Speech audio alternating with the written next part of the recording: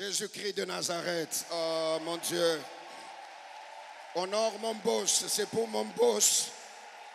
Mieux que ça, c'est pour mon boss. Mon boss. Ah, meilleur que ça, avec les bikele-kele. Oh! Mon Dieu, c'est pour mon boss. Exagère encore, exagère encore, exagère encore. Oh my God, oh my God, oh my God. Parce que vois-tu, si tu ne respectes pas et que tu ne donnes pas la meilleure considération à mon boss, il va me mettre de côté. Alors dans tout ce que je fais, je me rassure que tout l'honneur, toute la gloire, toutes les fleurs reviennent à lui. Parce que c'est lui qui est le maître. Alléluia, alléluia. Parle à nos cœurs et fais-nous du bien. Je voudrais disparaître, te laisser toi apparaître. Yeshua, tu règnes dans les lieux très élevés, mais tu imposes ta loi sur cette terre. Profondeur de sagesse, d'intelligence et de connaissance, tout, alors tout vient de toi. Tu n'as jamais eu de conseiller, tu fais tout par toi-même. Et nous nous inclinerons devant toi parce que ta toute puissance nous étonne tous les jours. Et ta main ne cesse jamais d'amener modification après modification dans notre vie pour nous conduire à la perfection. C'est cela, la révélation des fils de Dieu. Que tout ceci se fasse pour la gloire du Père assis dans le lieu très élevé. Que tout ce matin en ces lieux se fasse sous la puissance du Saint-Esprit. Et que tout se fasse au nom de Jésus. Et l'Église dit 3 fois Amen, Amen, Amen, Amen. Tu peux t'asseoir et que Dieu te bénisse. Voilà, c'est toujours une joie, c'est toujours une bénédiction que de revenir dans cette maison qui est la nôtre. Et ça redevient encore nouveau pour moi parce que la dernière fois que j'étais ici, c'est en juin 2023. C'était la main de compassion, ce n'était pas ici, c'était de l'autre côté. Donc, je reviens dans une nouvelle configuration. C'est une histoire de 21 ans pratiquement, depuis la première fois où je prêchais dans cette église. Et il y a 21 ans que l'estrade était quelque part là, en face de moi, qu'il y avait une porte par ici. Mais hélas, plusieurs années après, les choses ont changé. Je peux croire que si ça peut changer pour l'église, ça peut changer pour ta vie. Tu as raté de dire Amen comme il faut. Je dis ça peut changer pour ta vie. Et les gens qui viennent vers chez toi doivent aussi se poser la question, mais la porte c'était là-bas. Comment la porte est maintenant ici? La réponse est simple, les choses ont. Et si tu le dis avec force, que les choses changent dans ta vie au nom de Jésus. Et ce JMC est venu afin que quelque chose change dans la vie de quelqu'un. Que Dieu bénisse toute l'équipe d'organisation et que Dieu vous fortifie. 2 semaines, ce n'était pas facile. On les sentait au terrain. Mais enfin, nous sommes en train d'atterrir aujourd'hui. Mais nous n'allons pas atterrir comme ça. Nous atterrirons dans la puissance. Et j'ai un souci dans mon cœur que le dimanche d'aujourd'hui soit un dimanche de finition. Et ceux qui croient en l'esprit de prophète, ils comprennent, j'ai dit un dimanche de finition. S'il y avait une dernière brique qui restait pour que la vie de quelqu'un soit au complet, que Dieu amène cette dernière brique au nom de Jésus. Un dimanche de finition, c'est un dimanche dans lequel le Seigneur vient amener la dernière touche, le dernier complément, afin que la chose soit parfaite. Et c'est pourquoi aujourd'hui, Ce matin comme ce soir, si tu as l'attente et que tu crois que Dieu va faire, il fera dans ta vie. Et c'est ce qui me plaît. Quand je prêche chez nous à Mirek, je rappelle toujours à l'église que dire Amen ne signifie pas faire faveur à un prédicateur. Mais dire Amen signifie je crois, c'est pour moi. Ce n'est pas pour le voisin, mais c'est pour moi. Donc ce matin, je parle à quelqu'un qui, chaque fois qu'il dira Amen, il sait que c'est pour lui. Alors je recommence encore, que ce soit un dimanche de finition. Que Dieu amène la dernière touche qu'il fallait pour que la vie de quelqu'un soit dans la perfection. Alléluia. Voilà. Je voudrais, avant de lire la parole de Dieu, revenir encore dire merci à Papa Kali et Maman Yvette, qui réellement, Papa Kali, c'est un grand frère pour nous. Je l'appelle Moukouboua affectueusement, pas pour le plaisir, mais parce que c'est réellement un aîné pour nous et l'histoire se souviendra que c'est lui qui, 20 ans en arrière, prêchait le jour de notre mariage. Donc ça fait 20 ans, ce n'est pas d'aujourd'hui. Plusieurs personnes sont là, je peux voir une nouvelle génération, mais je crois que vous êtes bénis parce que vous avez un bon pasteur. Mon Dieu, vous avez un bon père.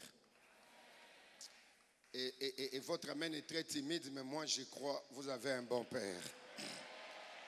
Des années et des années que je l'ai connu, lui et Maman Yvette, Papa Kali est resté un monsieur très discipliné, un monsieur très concentré dans ce qu'il fait. Et depuis un certain temps, il est devenu un monsieur très prophétique. Parce que même quand il choisit des thèmes, des sujets, vous sentez que c'est prophétique. Mais ce qui me plaît le plus, il a toujours un souci de voir les membres de l'église et leur vie changer. Et quand vous avez quelqu'un comme ça, bénissez toujours Dieu. Je me permets de le dire parce que Pasteur Pius l'a dit du haut de cette estrade. Bénis soient tous ceux qui lui ont souhaité la bonne fête des pères. Mais moi, je vais très loin que ça, parce que ça fait partie de mon ministère. Nous ne nous arrêterons pas seulement à lui dire bonne fête de père. Nous nous arrêterons aussi à l'encourager, à prier pour lui, à le fortifier. Et je le dis en prenant toute la responsabilité sur moi-même. C'est le premier grand événement de sa maison qui va se passer. Il a dit ici, il me l'a dit au téléphone, quand dans une famille il y a un premier mariage, c'est un événement prophétique parce que ça ouvre un chemin. Mais ce que peut-être beaucoup de gens ne savent pas, c'est que chaque fois que vous voyez dans la vie et dans la maison du pasteur quelque chose de nouveau apparaître, ça va se transmettre dans l'église. Et il y aura un vent. Je le dis, il y aura un vent et il y aura une succession d'ouverture des portes de mariage. Parce que quand ça coule sur la tête du leader, ça coule aussi dans toute l'église. C'est pour cette raison, sautez sur cet événement, mes amis. Je vous encourage, moi en tant que pasteur et moi en tant que prédicateur, cet événement, ça doit être votre événement. Vous priez pour ça, vous jetez dans l'organisation, vous le voyez, vous lui dites, papa, nous avons été membres de l'église depuis longtemps, moi je n'ai rien, j'ai mon $10, j'ai mes $100, j'ai mes $1000, j'ai mes $10,000, que ça vous aide dans cette organisation à quelque chose. Pourquoi je le dis comme ça? Parce que j'ai vécu plusieurs années avec Papa Kali, c'est les gens des personnes...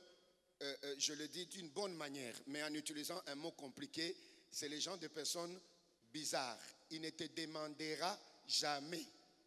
Moi, depuis que je le connais, il ne m'a jamais rien demandé, même en songe.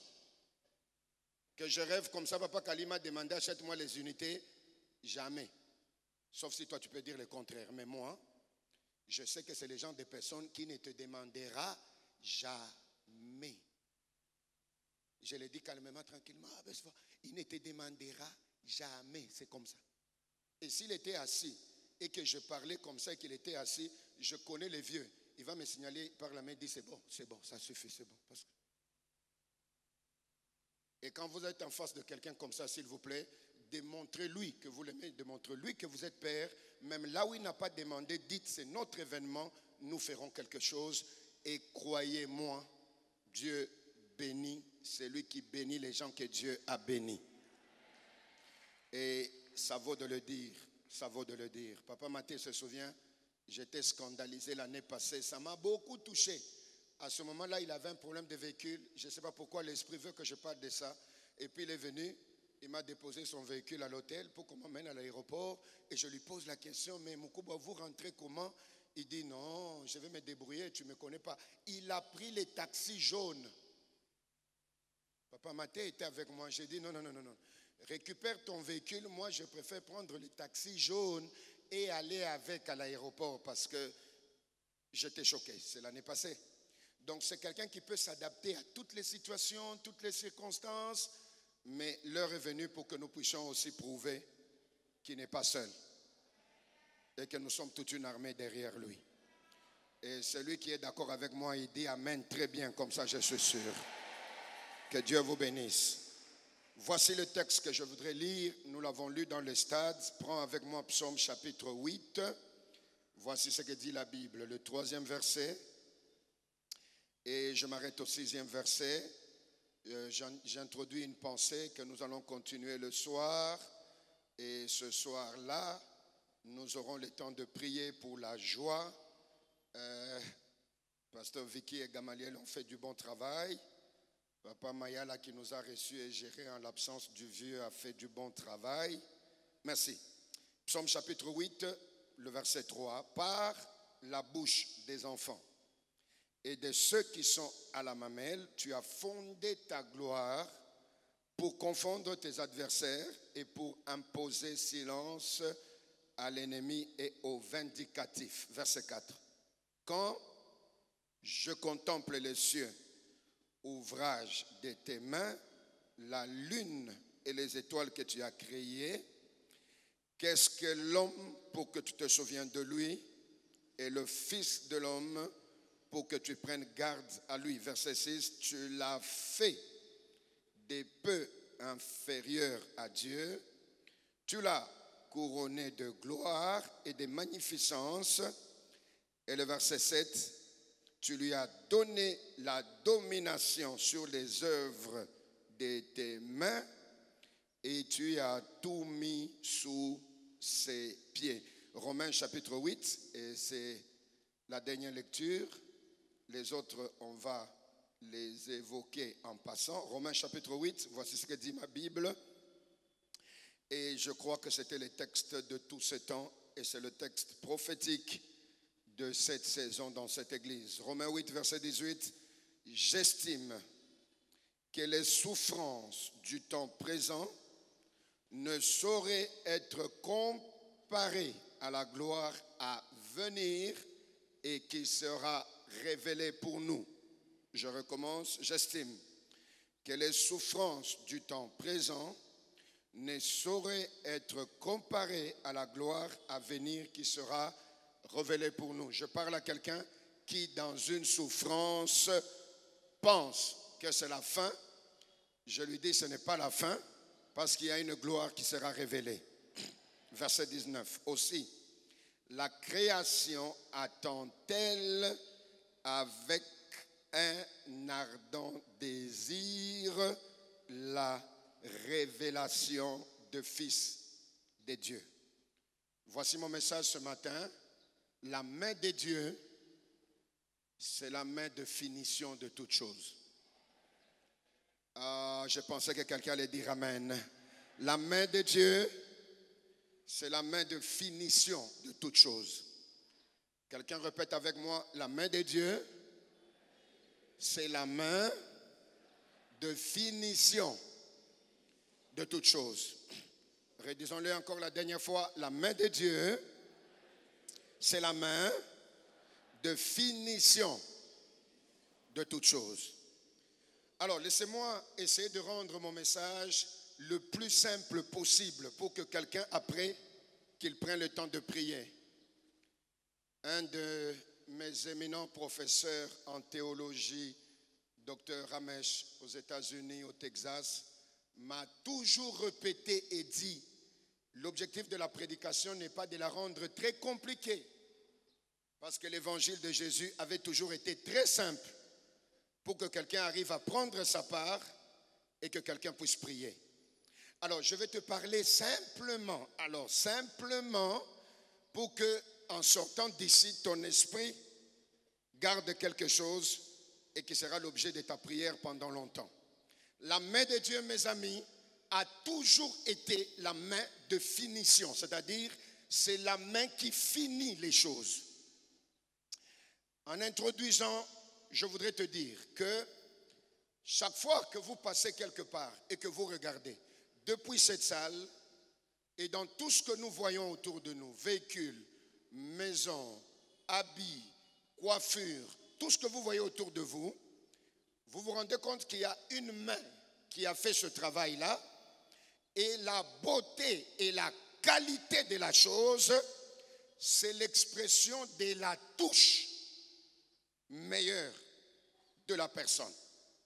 De sorte que quand vous regardez que c'est très bien fait, vous dites celui qui a fait a une touche. Ça, c'est une expression courante. Celui qui l'a coiffé a une touche. Celui qui a peint a une touche. En fait, c'est une expression pour dire celui qui l'a fait a une main qui a une bonne finition. En fait, ça ne dépend pas seulement de comment ça commence, mais ça dépend plutôt de comment ça finit. Parce que c'est quand ça finit que ça nous montre l'image réelle de la chose que l'on cherchait. Je voudrais, avant d'aller loin, rassurer à quelqu'un. Peu importe comment le début a été, quelque chose me dit de te dire que la finition sera glorieuse. Oh, ton amen m'embête, mais ce qui est réel, je parle à une personne quelque part, la finition sera meilleure parce que la touche ne sera pas une touche d'un homme, mais la touche sera la touche de Dieu. Si l'on peut apprécier une touche d'un homme, on dit bon, ok, il a une bonne touche. À combien plus forte raison le monde n'appréciera pas la touche de Dieu? Parce que la touche de l'homme, même si c'est bien, il y a toujours quelque chose qui manque. Aux humanités et surtout à l'université, puisque j'ai fait les sciences, on m'a toujours appris que même quand l'humain fera très bien, il y a toujours un petit pourcentage de ce qu'on appelle erreur. Et on m'a appris à l'université à calculer le pourcentage de l'erreur. Erreur relative, erreur absolue. Parce qu'on m'a répété que même quand c'est bien fait au millimètre près, il y a toujours une erreur parce que ça n'a pas été fait par Dieu. Ça a été fait par un homme. Je proclame dans la vie de quelqu'un que Dieu fera et la touche de finition sera sans erreur. Parce que le seul en qui il y a erreur zéro, c'est Dieu. J'annonce dans la vie de quelqu'un, dans cette révélation de fils de Dieu, quand on va regarder ta vie, on regarde le mariage, on dit erreur zéro. On regarde le ministère, on dit erreur zéro. On regarde comment tu as percé, on dit erreur zéro. On regarde comment tu es monté, on dit erreur zéro.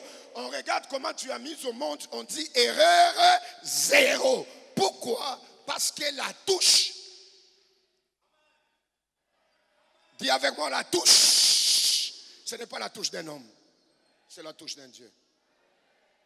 Ne faites pas l'erreur de prendre votre vie et la déposer dans une main qui apprend. Si Dieu a une touche qui a erreur zéro, c'est parce qu'il ne tâtonne pas, il n'apprend pas, ce sont des choses qu'il a déjà faites. C'est pourquoi quand l'Église adore, quand l'Église prie et que l'Église dit Dieu d'Abraham, Dieu d'Isaac, Dieu de Jacob, c'est comme si l'Église dit tu as fait pour Abraham, tu n'as pas raté. Tu as fait pour Isaac, tu n'as pas raté. Tu as fait pour Jacob, tu n'as pas raté. Ce n'est pas sur moi que tu rateras. Parce que si ta touche fait toujours, ce n'est pas aujourd'hui qu'il va échouer.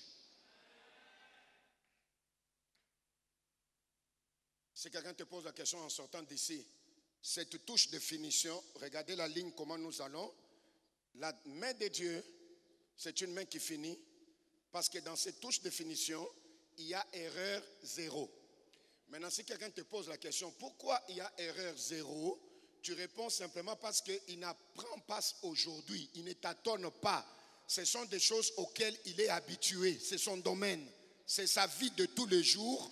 Commencer, finir, mettre sa main pour que ça change, ça n'a pas commencé aujourd'hui. Ça a commencé depuis la création.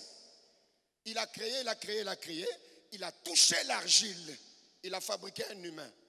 Et lui-même a regardé, il a dit, Dieu vit que cela a été bon. Et Psaume 8 dit que cet humain-là, œuvre de la main de Dieu, a été fait inférieur à Dieu, c'est-à-dire avec une perfection telle que quand on le regarde, on dit ça, c'est la touche de Dieu. Je reviens à ce que je disais tout à l'heure, ne prends pas ta vie et tu la déposes dans la main de celui qui apprend. Prenons un exemple, comme tu es là, qu'on te dise, tu entres dans un salon de coiffure simple, et on dit, celui qui va te coiffer vient de commencer aujourd'hui la première fois de coiffer les gens. Et puis on dit, il va essayer sur ta tête. Toi, tu es rempli du Saint-Esprit. Toi, tu vas accepter, mais moi, je vais refuser. Tu vas avec ton habit, tu vas chez une couturière, on te dit, elle vient de finir les études, mais tu seras la première personne pour qui elle va coudre l'habit. Ça, tu vas encore accepter. Exagérons. Qu'on te donne un stagiaire, à peine il est en 3e doctorat, et on dit qu'il va t'opérer. Et il vient avec sa main parce qu'il apprend la chirurgie sur toi. Fais-moi confiance, si on te donne cette information, tu peux mourir avant même l'anesthésie. Je ne sais pas à qui je parle, mais je parle à quelqu'un. Quand j'étais à l'école, pour nous stimuler à étudier, le préfet nous a raconté une histoire qui n'a rien à voir avec le spirituel, mais cette histoire m'a beaucoup enseigné dans la vie. Il nous disait, il faut étudier, il ne faut pas tricher, il faut connaître pour que quand vous ferez face aux réalités de la vie, que vous puissiez être capable de vous défendre valablement. Alors il nous donne un exemple, il dit, il y avait deux messieurs qui étaient des amis, et leur vie c'est corrompre, passer des promotions, recommandations, ainsi de suite. Mais ils sont en train de monter quand même. Et puis en riant, il nous dit, les deux, l'un a fini en droit, est devenu un magistrat. Toujours avec la corruption, négociation, il est devenu un magistrat influent. Le deuxième, toujours dans ces systèmes-là, il s'est retrouvé un médecin. Alors, monsieur le préfet nous dit en riant, le médecin en question, on le considérait médecin-chef à l'hôpital, mais chaque fois qu'il passait sur un corps, dans la chirurgie, il y avait toujours des dégâts. Et quand il y avait des dégâts, on portait plainte contre lui. Et quand on porte plainte contre lui, monsieur, son ami, le magistrat, le couvre. Il étouffe la situation. Jusqu'au jour où le magistrat va tomber malade. On l'amène en salle d'opération. On dit, nous allons te donner le médecin chef de l'hôpital parce que pour toi, il faut quelqu'un d'élevé. Le magistrat ouvre les yeux, regarde, c'est son ami là. Et on nous a dit, il est mort avant qu'on l'opère. Parce qu'il était sûr que cette main-là n'était pas une main qui sauvait les vies. Il était sûr que cette main-là était une main qui ne faisait que tuer. Parce que tout ce qui passait par cette main ne sortait jamais entier. J'ai une bonne nouvelle ce matin. Tout ce qui passe par la main de Dieu sort entier. Ah, ton amen m'embête. Ton amen m'embête. Ton amen m'embête. Sinon, Il ne nous aurait jamais dit, humiliez-vous sous la main puissante de Dieu, afin qu'elle vous élève. Il n'aurait jamais dit ça. S'il a dit ça, c'est parce qu'il sait que tout ce qui passe par la main de Dieu sort toujours comme un produit fini. Mes amis, Dieu n'apprend pas sur moi. Dieu ne tâtonne pas sur moi. Dieu ne bricole pas sur moi. Je vous ai dit, je préfère te parler très simplement. Mes amis, je n'aime pas le bricolage. Parce que quand tu bricoles, ça te lâche au mauvais moment et au mauvais endroit. C'est pourquoi ne bricole pas. Fais. Et que ce ne soit pas toi qui fais, mais que ce soit la main de Dieu. Parce que chaque fois que tu vas bricoler, ça va s'abîmer au mauvais endroit. Josué est de chez moi à l'église et je vous ai déjà donné cet exemple de l'autre côté. Mais il y a une nouvelle génération de personnes, je n'ai pas honte de le répéter, à cette époque-là, plusieurs années en arrière, 15 ou 14 ans, je ne sais plus, tous mes amis avaient des jeeps, je n'avais qu'une voiture. Et puis un jour, je me lève, je dis non. Pourquoi tout le monde est dans les jeeps sauf moi? J'entre aussi.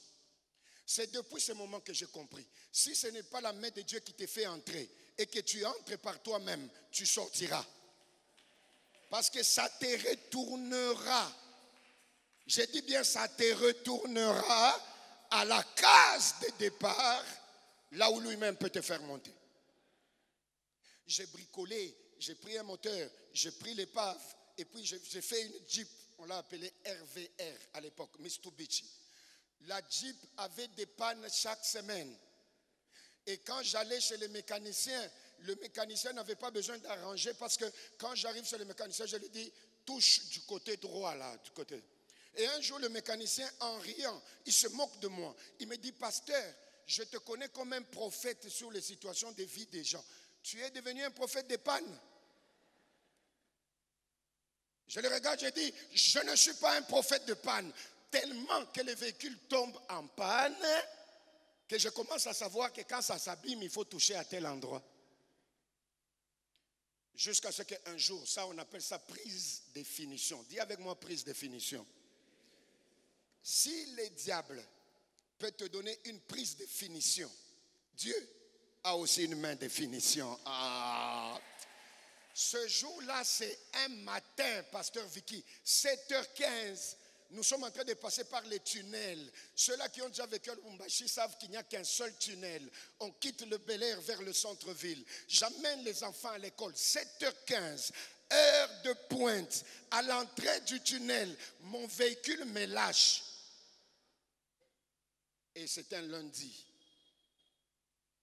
Les jeunes gens viennent. J'ai créé l'embouteillage, mais l'embouteillage diabolique. Et les gens ont commencé à me pousser. J'ai pris des jeunes gens, ils ont commencé à me pousser et me pousser, en train de m'amener pour libérer la route. Et pendant que les gens passaient, un frère, ce jour-là j'ai dit, ce frère-là, il est impoli, mais il est libre. Il sort la tête par la fenêtre de son véhicule. Il me salue, bonjour pasteur. Ce frère-là, il est impoli, mais il est libre. Bonjour qui? Pasteur. Il ajoute dans sa liberté, pasteur, nous sommes lundi et vous avez une panne sèche. Avant que je ne réponde pour dire ce n'est pas la panne sèche, il est déjà parti. Et le Seigneur me dit, je n'ai pas voulu que tu répondes. Moi, je répondrai à ta place. Pas par des paroles. Je répondrai par ce que ma main te donnera. Au moins, tu n'auras pas besoin de répondre. Je répondrai. Ah! Je dis à quelqu'un, quand la main... Ah, ton amen m'étonne, ton amen m'étonne, ton amen m'étonne. Quand la main de finition agit, c'est comme si Dieu répond aux gens. Vous avez trop parlé, voici ce que moi je peux faire pour lui. Et c'est quand la main de finition répond que les gens disent, tu as touché au fétiche. Tu as fait quoi? Non, je vous pose la question. Les gens disent, tu as fait quoi? Tu as? Et toi, tu dis, je n'ai pas touché au fétiche. C'est la touche de Dieu qui est dans cette affaire. Je recommence. Je ne sais pas à qui je parle. Je ne sais pas à qui je parle. Les gens te disent, tu as fait quoi? Tu as touché quelque part. Et toi, tu réponds, non, je n'ai pas touché. C'est la touche de Dieu qui est dans cette affaire. Et Dieu va me dire, tu vois, c'est pourquoi il ne faut pas bricoler. Vous vous rendez compte, quelqu'un me salue, bonjour qui? Et nous sommes quel jour? Et tu as quoi? Toi, tu n'as pas compris les codes. Bonjour, pasteur, nous sommes, c'est-à-dire hier c'était, comment aujourd'hui les matins, les matins, ce n'est pas, même pas les soirs, les matins. C'est pourquoi je t'interdis de bricoler. Le bricolage va te lâcher au mauvais endroit. La vie chrétienne, ce n'est pas le bricolage. La vie chrétienne, c'est l'affaire d'une main. Et cette main-là finit les choses comme il faut.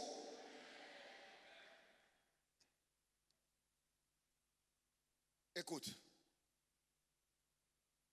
les uns aiment trop bricoler. La main de Dieu, dans sa finition, a erreur zéro, parce que Dieu n'apprend pas à faire sur moi. Il a déjà fait depuis longtemps. Et dans tout ce qu'il fait, il n'y a pas de bricolage. Il n'y a pas que le bricolage. Dans tout ce qu'il fait avec sa main, il n'y a pas de tâtonnement. Ces deux choses-là, dans ma vie depuis un temps, je les ai refusées. De bricoler et de tâtonner. Dis avec moi tâtonner. Et tâtonner, c'est, j'essaie ici, j'essaie là-bas. En fait, c'est un problème de taille. Hein? C'est-à-dire, Dieu, dans ce qu'il fait avec sa main, il ne tâtonne pas. Parce que chaque fois qu'il fait, ce qu'il fait, quand on te regarde, ça te convient. C'est à ta taille. Je prie, dans cette deuxième partie de l'année, que tout ce que Dieu te donnera soit à ta taille. Je disais, ton amen m'embête, mais je sais que quelqu'un est en train de comprendre que celui a sa taille. Dans le monde du prophétique, chaque fois que tu arrives au mois de juin, Dieu te donne une force nouvelle pour la deuxième partie de l'année.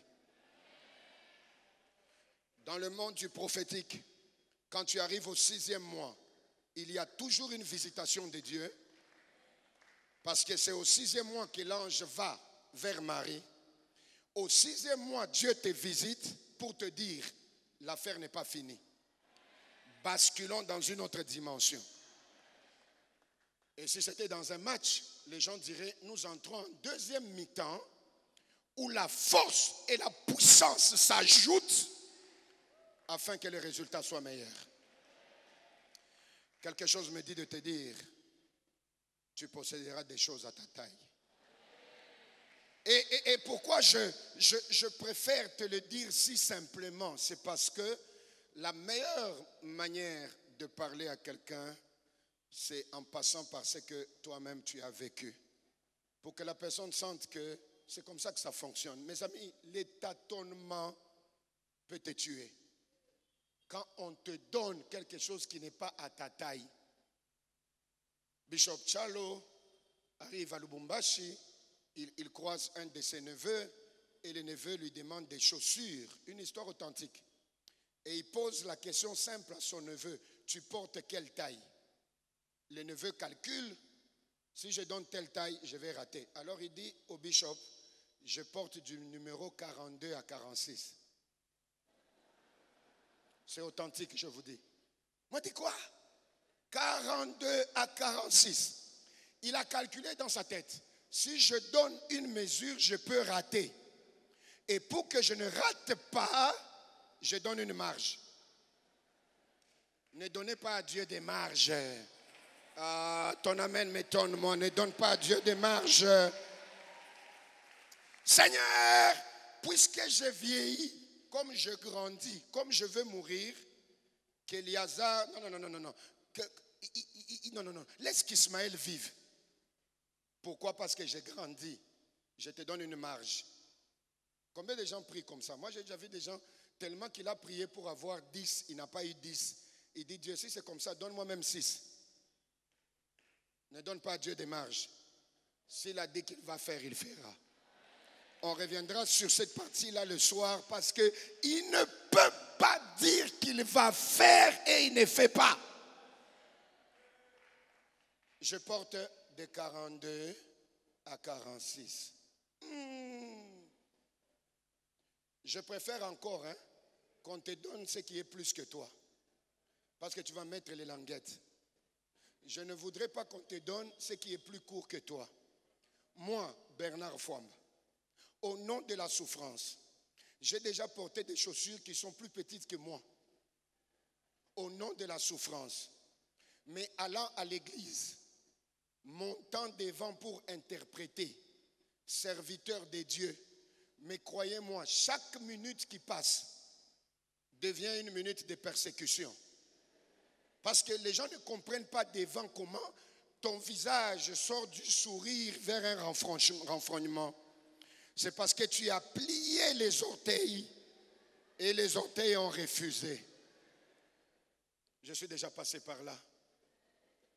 C'est pourquoi quiconque peut me voir avec les chaussures aujourd'hui et qui me critique, il est malheureux parce qu'il ne sait pas d'où nous venons. Et c'est des jours comme ça où quand tu as souffert, le culte se termine. Tu es pressé pour rentrer très vite. Mais c'est ce jour-là où les gens t'arrêtent pour te raconter plusieurs choses. Et tu es pressé de les évacuer parce que tu dis, vous ne sentez pas ce que je sens. Et maman Jolie, mon épouse, parce qu'elle est jolie comme son nom. Bon, fermons ça, ce n'est pas le message d'aujourd'hui. C'est la finition, rentrons dans la finition. Elle me dit toujours que la douleur de la chaussure, c'est un peu plus que la douleur d'enfantement. Je préfère qu'elle dise ça parce qu'elle a déjà mis au monde. Si moi je viens vous dire que la douleur de la chaussure, c'est plus que la douleur d'enfantement, une maman va me regarder en disant, à ta journée, ni tata ou la douleur d'enfantement. Je préfère que ce soit elle. Parce qu'elle m'explique, elle me dit, la douleur d'enfantement, ça vient, ça s'arrête. Mais la douleur de la chaussure, ça continue jusqu'à ce que tu enlèveras la chaussure. Mes amis, ça peut vous scandaliser, mais c'est une vérité. Je ne suis pas venu chez Dieu pour que Dieu me donne des choses qui me compliquent encore dans la vie. Pas moi, pas moi, pas moi, pas moi, pas moi, pas moi, pas moi. Peut-être toi, mais pas moi. Parce que Vicky, crois-tu, moi j'ai beaucoup souffert dans la vie. Si je viens chez Dieu, ce n'est pas pour souffrir encore. Toi tu es bien, mais pas moi. Moi, je n'ai qu'un seul choix. J'ai dit, papa, je suis venu vers toi pour que les choses ne commencent pas encore à se compliquer dans ta main. Parce que toi, quand tu donnes, tout ce que tu donneras de ta main sera à ma taille. Oh, je proclame dans la vie de quelqu'un, dans cette nouvelle saison, que Dieu te donne un fiancé à ta taille. Ton amen m'embête. Je change de camp. Que Dieu te donne une fiancée à ta taille. Oh, ton amen m'embête. Que Dieu te donne un travail à ta taille. Ah, ton amen m'embête. Que Dieu te donne une position à ta taille. Parce que c'est la main de la finition. Dis avec moi, je possède, je possède. Désormais, les choses à ma taille. Dis avec moi, je possède, je possède, je possède, je possède, je possède. Je suis en train de te frayer petit à petit l'endroit où nous allons chuter pour finir ce message. Maintenant, si Dieu a erreur zéro, parce que sa main est une main de finition, et la raison pour laquelle il y a erreur zéro, c'est parce qu'il ne bricole pas, il ne tâtonne pas. Alors vous comprenez avec moi que la révélation des fils de Dieu n'est rien d'autre que la présentation au monde de ce que la main de Dieu a fini. C'est là qu'il fallait dire amen. C'est là qu'il fallait dire amen. C'est là qu'il fallait dire amen très fort. Et si tu dis amen, c'est ça la révélation. Ah, quand on dit le monde attend la révélation des fils de Dieu, c'est-à-dire le monde attend que Dieu nous présente des produits finis. C'est comme ça que dans chaque révélation d'un fils de Dieu, il y a un Dieu qui te présente. Et il te présente sans se gêner. Celui-ci est mon fils. Écoutez-le.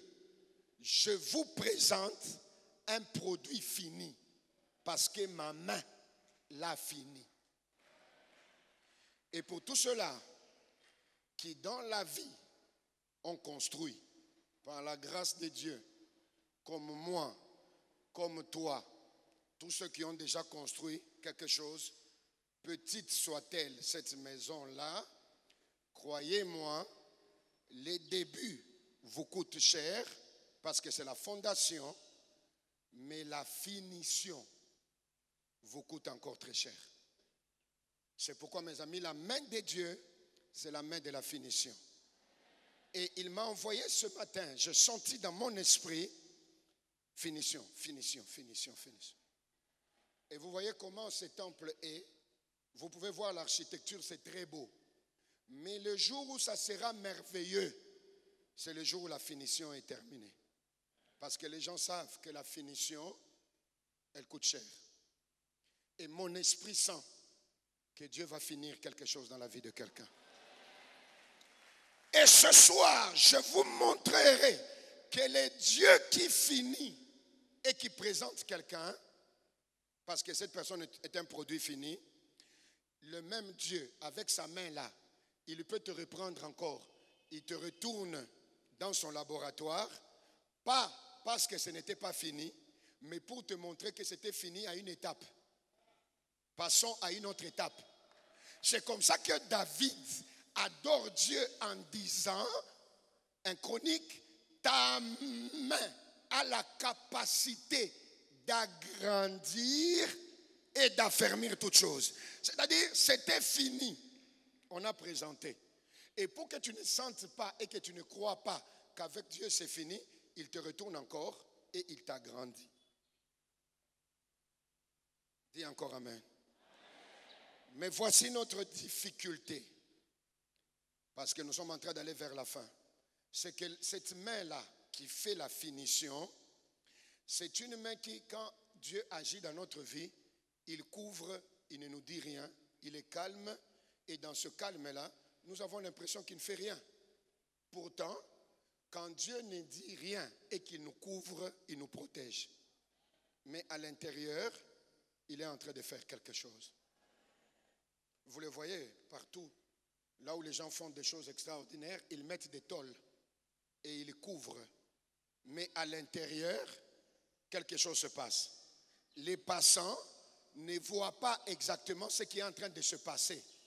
Mais à l'intérieur, quelque chose se passe. Et à un moment donné, alors que c'est couvert, quand vous passez, vous voyez des sommets qui apparaissent. Vous voyez de quoi? Et quand vous voyez les sommets là, vous dites, oh, c'est ce qu'on était en train de faire à cet endroit, mais dans l'entretemps, on a couvert. Mes amis, je méditais et ça m'a réjoui. Dieu vient dans ma vie alors que je suis informe. Il commence à travailler sans informer. Je suis informe. Dieu entre dans l'informe et il commence à travailler sans informer autour de moi que je suis en train de faire quelque chose. Parce qu'il a couvert. Plus grave. Et les voisins, et toi-même, vous n'avez pas l'information, mais de temps en temps, Dieu donne des rêves, Dieu donne des visions pour te donner des brins de lumière et d'informations pour te dire je suis au contrôle. C'est pourquoi les rêves ne sont pas juste des imaginations. Le rêve, ce sont des informations de Dieu afin de te dire nous continuons à suivre les plans initiaux. La chose, nous la finirons. Qui a dit amen? Très bien. De temps en temps, Dieu parle. Dieu parle de temps en temps. Et c'est comme ça qu'on nous l'a dit ici. Je suivais en ligne Et c'est lui, Vicky, qui le disait. De temps en temps, les gens sentent l'odeur. En fait, mes amis, voici la réalité. Quand vous sentez l'odeur, il y a l'odeur de la viande crue, il y a l'odeur des épices, parce que c'est en train de bouillir, mais il y a aussi l'odeur de la viande cuite. Chaque fois que tu as des rêves, ça te rappelle que Dieu est en train de préparer la viande, ce n'est pas autre chose. Et puis ensuite, la révélation vient encore. On te dit Dieu a mis les épices, ça continue à bouillir. La révélation vient encore, c'est l'odeur, on dit, ça commence à cuire. Et voici la beauté de l'histoire, c'est que quand l'odeur vient, quand ça commence à s'approcher de la fin, ce sont les voisins qui commencent à parler. Vous savez quoi? Dieu l'a béni. Vous savez quoi? Il s'est marié. Mais tu t'es pas encore marié. L'odeur commence à sortir.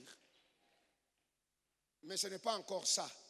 Jusqu'au jour où sa main qui a préparé, c'est la même main qui vient te servir.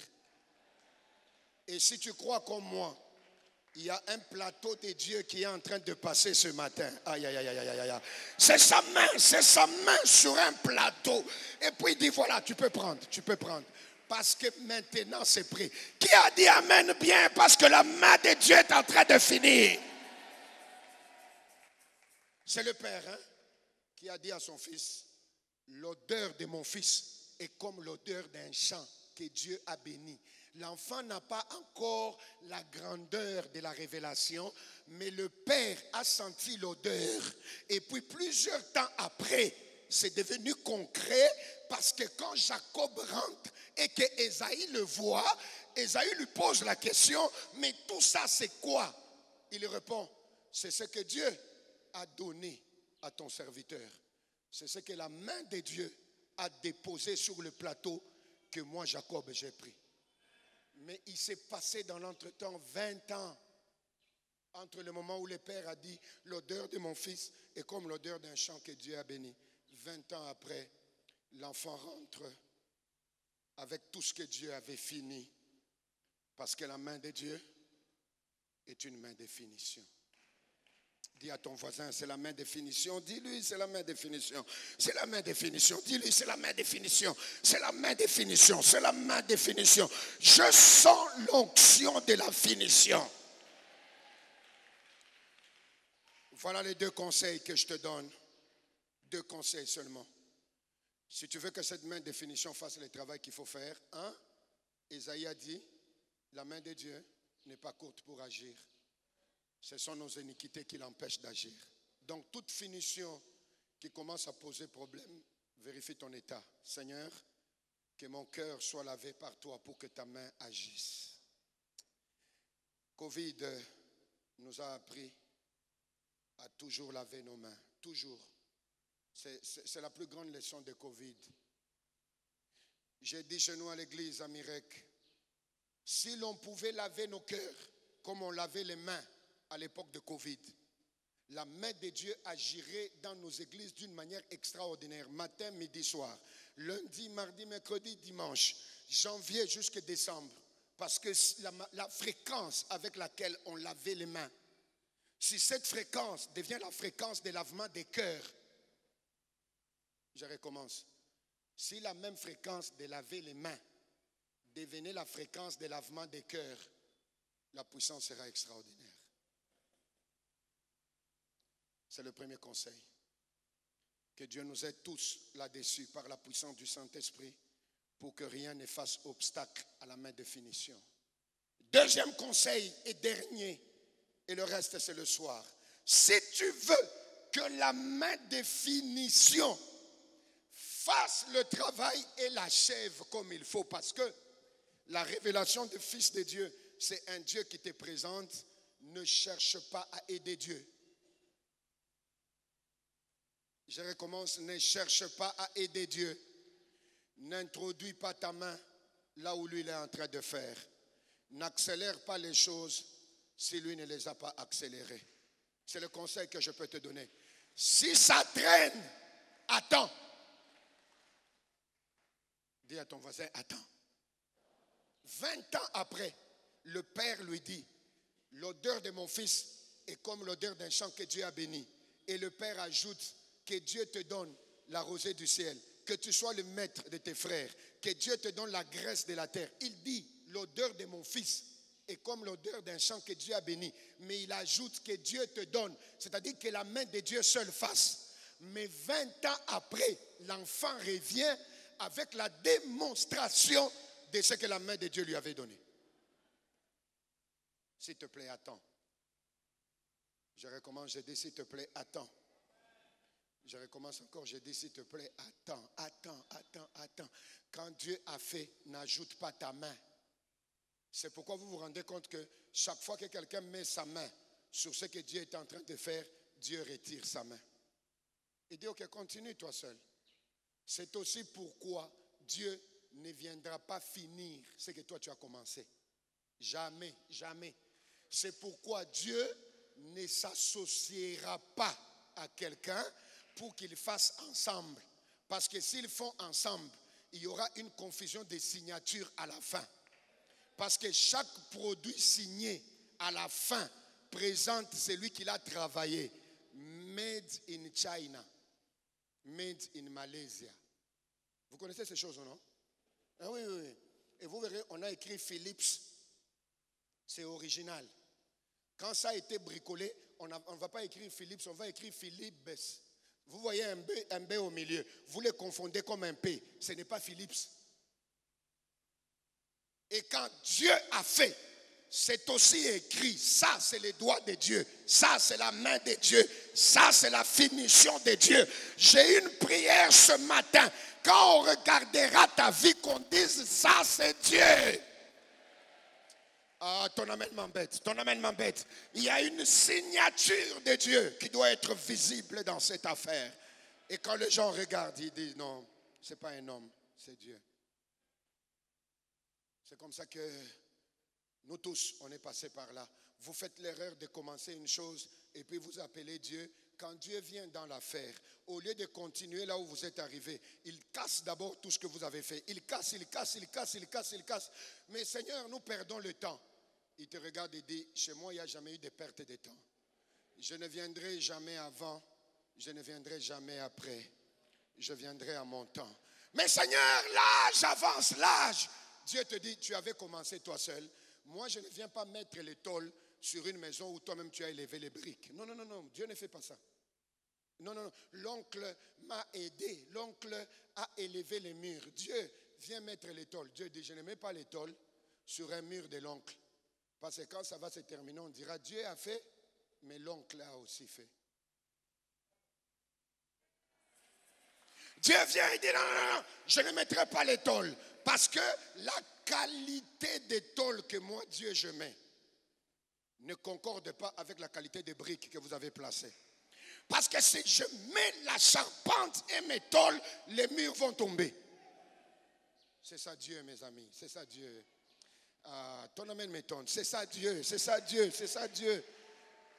Et puis il dit, ok, au lieu que je mette les tôles et qu'on nous injurie et qu'on injurie ton Dieu, accepte seulement, détruisons ce mur. Et puis Dieu commence à détruire.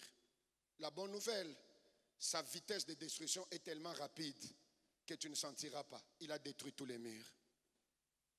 Et puis, Seigneur, ok, d'accord, remonte quand même les murs parce que le temps passe. Dieu dit non, le mur que moi je mets ne concorde pas avec la fondation qu'il y a. Seigneur, ça devient encore compliqué.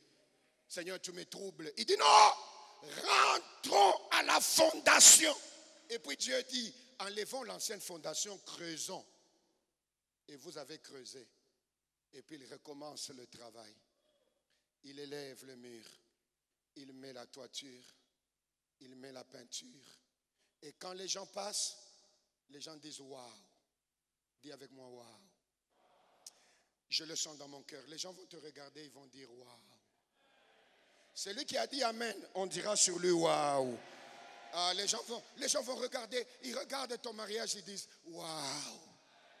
Ah, les gens vont regarder comment tu apparais, ils disent waouh. Dis avec moi waouh. La révélation des fils de Dieu, c'est l'époque où les gens disent waouh. Que Dieu te bénisse. Que Dieu te bénisse. Que Dieu te bénisse. Que Dieu te bénisse. Que Dieu te bénisse. Et que Dieu te bénisse. Tiens-toi debout, s'il te plaît, je vais prier avec toi. Quelqu'un dit d'abord avec moi en haute voix, waouh. Ah, écoute comment tu le dis, avec beaucoup de charme, hein, mais les gens vont te regarder à côté et regarder et dire, ça c'est waouh. Je soupire. Alors on a raison de dire, le monde attend la révélation, la présentation du produit fini. Et les gens regardent et disent, waouh, waouh, waouh. Première prière. Et c'est une prière que nous faisons en 2 minutes. J'aime cette maison. Parce que cette maison aime la prière. En 2 minutes, tu seras en train de taper les mains. Tu dis, papa, papa, que ma vie, quand on la regarde, qu'on voit ton produit fini, je refuse que ce soit ma main, mais je veux que ce soit ta main. Et pendant que tu es en train de prier, tu dis, papa, à partir d'aujourd'hui, je dis non au bricolage. Je dis non au tâtonnement. Tape les mains, prie avec moi. Je dis non, non, non, non, non, non, non, non. Pas de tâtonnement, pas de bricolage. Ta manière de prier m'étonne, ta manière de prier m'étonne, ta manière de prier m'étonne. Shabla kaliama lokende koliaba sebla.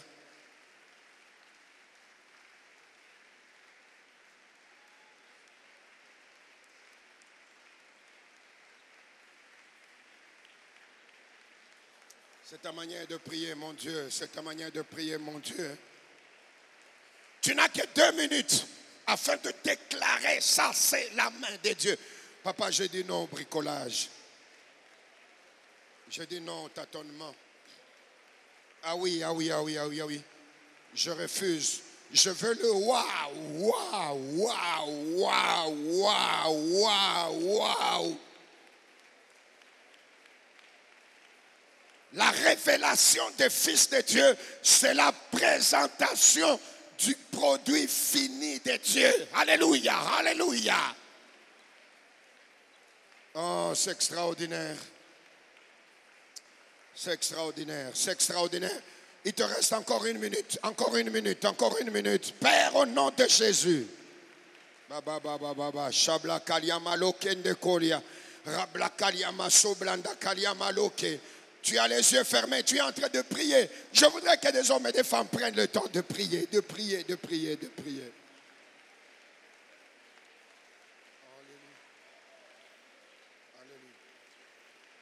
Shablanda Kalia Balabalaba Sobla Kaya Baloba Kaya Balabalaba Sanda Yekelebelo Santa Kolia Ba Santa Kolio Bo Shebla Rablanda Kalia Malokende Kolia Ba Sabla.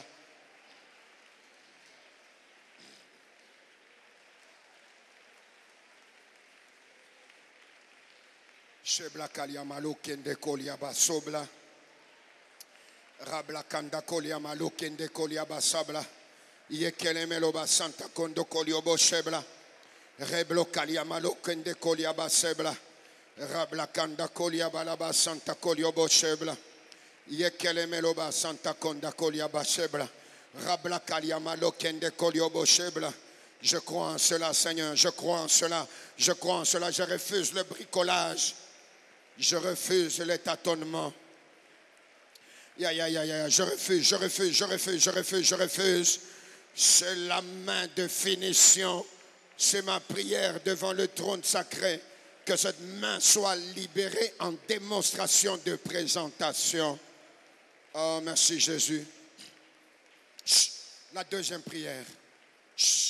La deuxième prière. Je voudrais que quelqu'un, en tapant les mains, dise, papa, que le Saint-Esprit m'aide pour que tout obstacle à cette main divine de finition soit enlevé.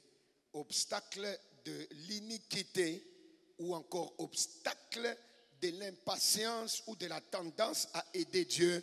Saint-Esprit, aide-moi. Tape les mains, prie avec moi. Saint-Esprit, aide, aide, aide, aide. Tu montes avec moi en prière. Tu montes avec moi en prière. Alléluia. Auprès de toi, Seigneur. Alléluia. Baliaba soblanda kaliama yokende koliobo shebla keliama lokende koliama lakanda kaliama sobla rablanda koliama lokende koliaba sabla Que le Saint-Esprit nous aide. Que le Saint-Esprit nous aide. S'il te plaît, aide-nous, aide-nous, aide-nous, aide-nous. Monte en prière. Tu n'as que 2 minutes seulement. 2 minutes, 2 minutes, 2 minutes.